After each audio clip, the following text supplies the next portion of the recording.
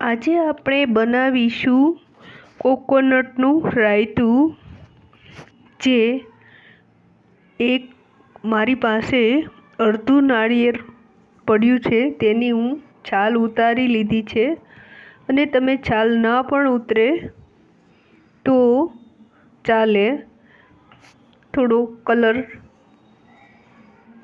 બદલી જાય। હવે આપણે તેને છીણી લઈશું। હવે તે આપણે છીણાઈ ગયા બાદ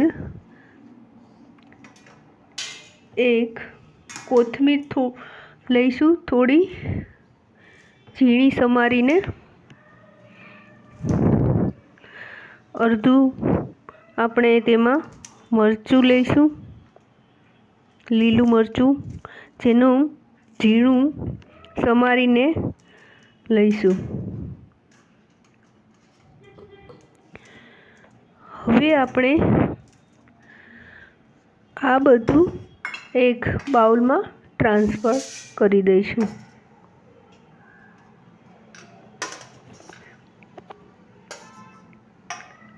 હવે તેમાં આપણે જરૂર જેટલું દહીં ઉમેરીશું।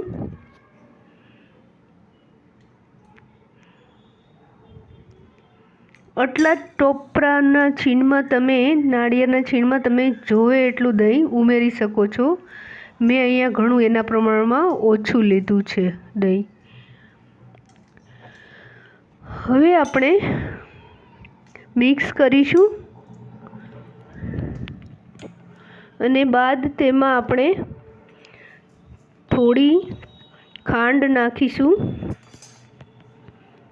હવે જરૂરિયાત મુજબ મીઠું નાખીશું અને તેને મિક્સ કરી લઈશું।